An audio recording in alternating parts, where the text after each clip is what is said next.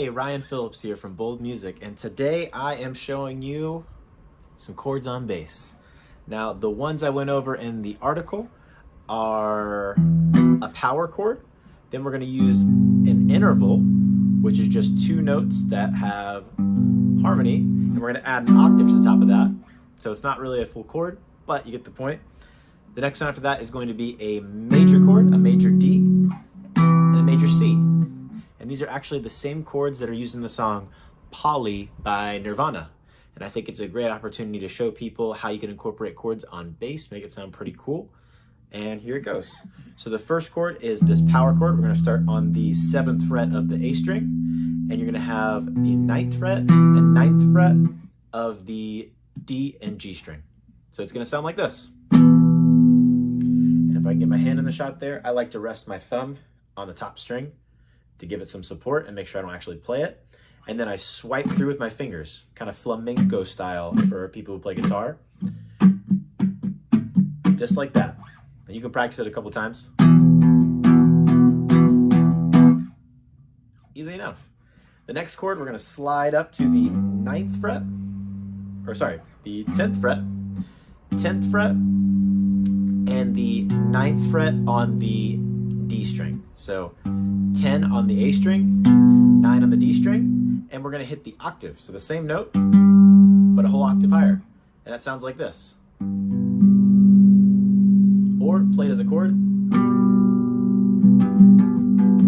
So get used to these two chords and try to get used to the transition between the first one and the second one, the power chord to this one.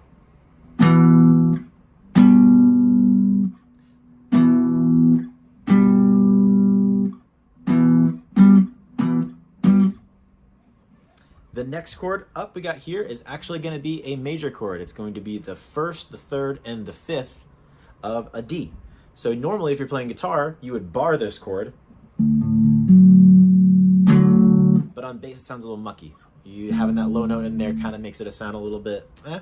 So we cut out that low D right there, and we just play 12th fret on the A string, 12th fret on the D string, 11th fret on the G string, and a nice little D chord. And the next one after that, the C, we just drop it down a whole step. And one more time, that's just a whole step. So 1, 2 frets down. Easy enough. And if you think about it, if you play guitar or if you've ever seen a bar chord before, it's just a bar chord without the bar. It's just the 3 notes, 1st, 3rd, and 5th. This first deepest one is the 5th. This is the 1st, and this is the 3rd. All right, so all those chords together sounds like this.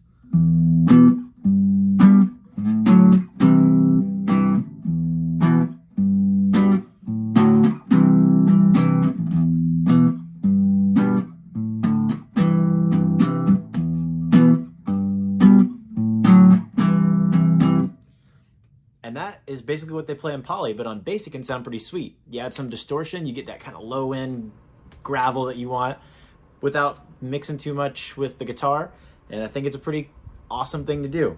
Now when you branch into it further and you keep branching out into chords, you realize that you can put those shapes anywhere on the entire fretboard. So that same power chord, I can play it all the way up here. It sounds pretty cool, and I can add it to different songs. Same thing with those major chords. Can put it anywhere on the fretboard. So keep digging deeper into these chords. You'll find that you can easily switch things to a minor chord. You'll find 7th chords, and when you start getting into all that stuff, you start being able to play some really cool stuff. Make sure you focus on playing on the higher part of the neck, because on the lower part of the neck, when you're playing chords for bass, it sounds a little mucky. It's better just to play the notes and outline the chords. When you get up here, you get those pure, nice sounding chords. When you play down here, not so much. All right, cool. Thanks for stopping in. Hope you enjoyed the article. Bye.